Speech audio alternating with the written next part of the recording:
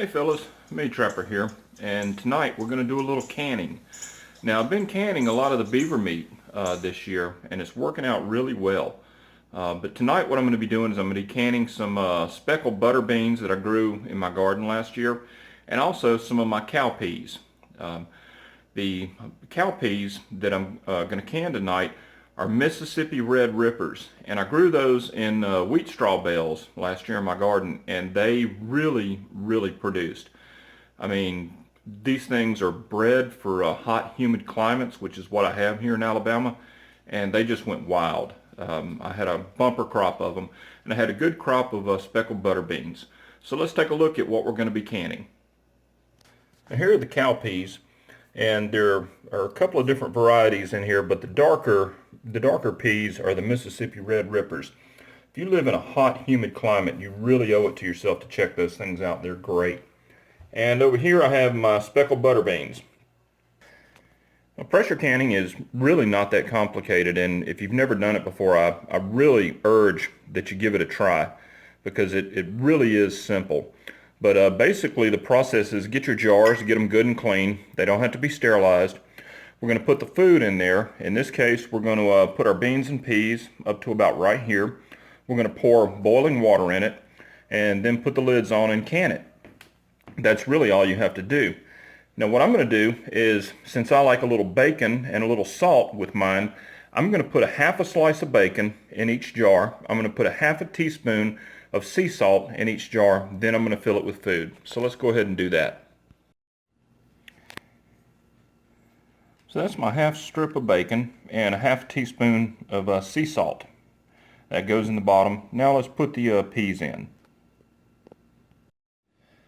Now the peas and the butter beans have been soaked overnight in water. You want to rehydrate your peas and your beans before you put them in the jar. You don't want to put them in the jar dry, because they're going to expand and they're going to swell up. So you want to let them swell up overnight. And for a pint-sized jar, this is 1 1/4 cups. And you can see I can put a little more in there. So you're talking about roughly 1 1/4 to 1 1/2 cups of peas or beans per pint. So that'll help you figure out how many jars you need to prepare based on how many peas you're going to be canning. Okay, now I've got my butter beans and my peas in the jars, along with the bacon and salt. So the next step is to add boiling water and fill it up and leave about 1 inch of headspace on each one of the jars. So I'm going to get some water boiling, we'll fill these up, and then put the lids on it. Okay, now that we've added our boiling water, all I'm going to do is I'm going to take the handle of a spatula, and I'm simply going to go all the way around the jar, work it up and down, and this is to make sure that we remove any air bubbles that may be trapped down in there. You don't want any air down in your jars. Just like that. Now it's time to put our lids on. So we use a little magnetic lifter thing here, and we just put that on there and rotate it off. Now let's put the rings on there, and all we're going to do is hand tighten those. That's just to keep everything on there while we're processing. Now the beaver meat is handled the same way, with the exception of you don't put boiling water in the jar. You just simply pack the raw meat into the jar with a half a teaspoon of sea salt in the bottom of every jar, and that's it. Okay, I've got a couple inches of water in the bottom of my canner here, so it's time to load the jars up. We've got a full load, and so now it's time to put the lid on and get it cooking. Now what we want to do is we want to put the heat on high. We want to bring this up to temperature, and what's going to happen is the lock will rise up, locking the lid in place, and steam's going to start to vent out of the lock here. We're going to let this vent for 10 solid minutes with a good steady stream of steam, and then we'll put the weight on it and we'll let the pressure start building up. Okay, I'm not sure if that's going to show up on video, but I've got a steady stream of steam coming out the vent there.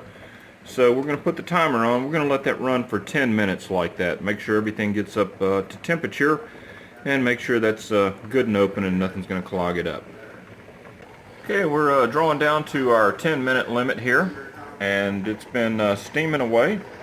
So once the timer goes off, what I'm going to do is I'm going to take the weight and I'll put it on the opening right there, and that will start allowing the pressure to build.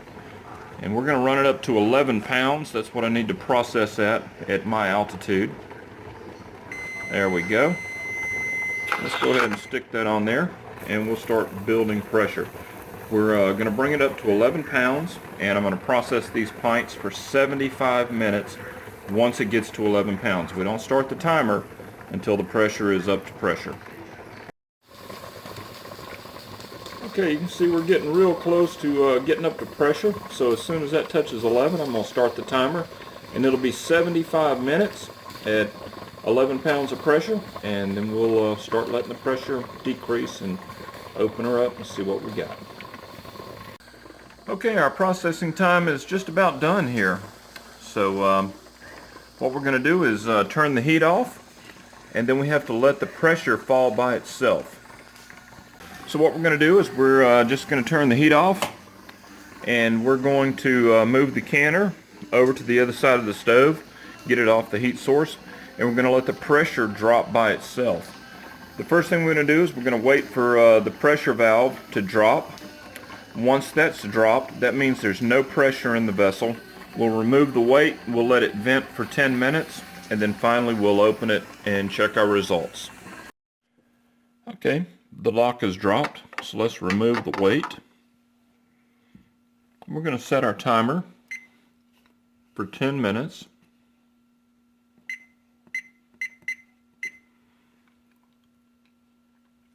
And after 10 minutes, with no weight, we'll pull the lid. Alright, our 10 minutes is up, and we've got the lid off. So let's go ahead and unload the canner, set the jars out, and wait for them to start sealing.